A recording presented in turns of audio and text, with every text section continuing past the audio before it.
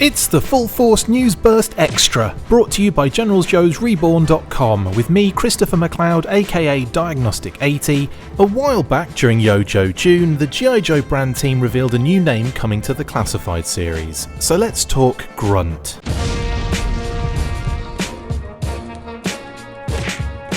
YoJoe-vember, people. Yes, I is back to give you all another name-only reveal deep dive, and we are once again heading back to YoJoe January, and specifically Lenny's birthday, the 22nd.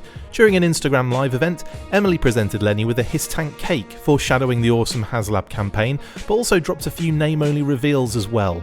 One of them was a true OG in the G.I. Joe team, Grunt.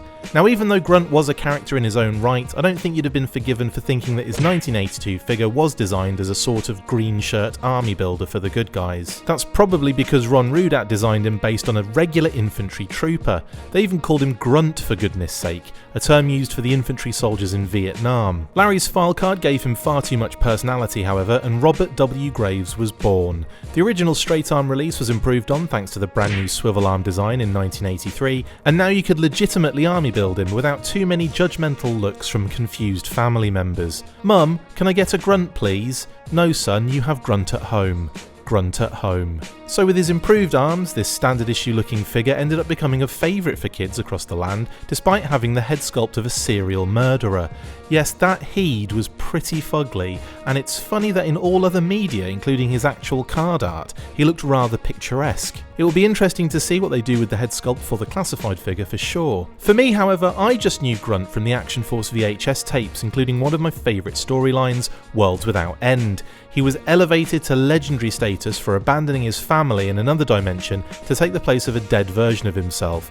Actually, when I put it like that, it seems a bit bad. I'm kidding, I'm sure he had nobody back in his home dimension, otherwise he's a bit of a monster. I will give him the benefit of the doubt, of course, but my first version of the character was actually version 3, the infantry squad leader, and I don't care what anybody says, I ruddy love that figure.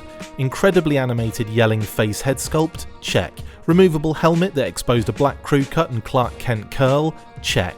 Combat cleavage? Check. Hard to see grey tampos on each breast that made you really try to work out what they were? Check. Massive gun and even more massive a working rocket launcher on a bipod? Check and check.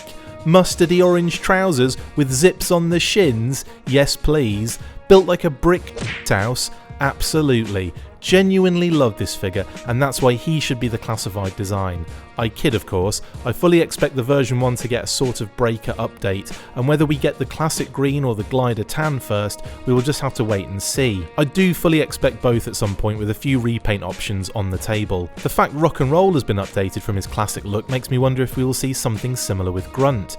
I could almost see them making him some kind of army builder as well by throwing in an alternate head, in a similar way to Big Ben, which Emily mentioned regarding his gas mask head at MCM London. I think the smart money is on a version 1 green base with some new ideas thrown in there for good measure. Also, I should mention the fact that he's had more versions over the years, more in fact than I had realised.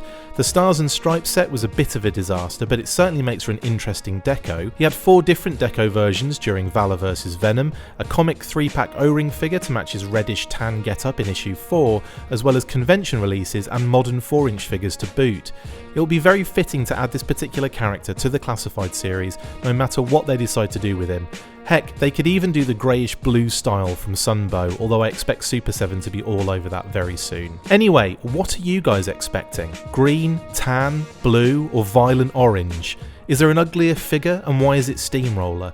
Are you excited to see Grunt in the classified series, or is there someone you feel should be getting in ahead of him, and why is it Armadillo? Let me know in the comments below. Okay then, I will catch you on the next one. Stay fresh, cheese bags, and as always, full force. That's it for this instalment of the Full Force News Burst Extra. Thank you for watching, make sure to like, comment and subscribe. See you next time, and as always, full force.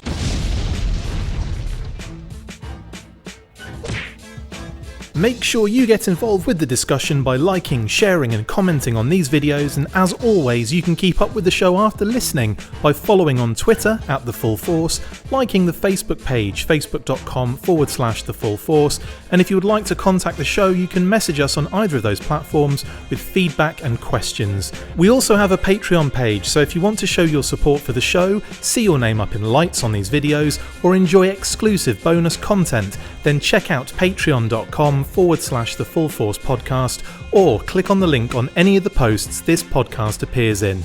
Full Force.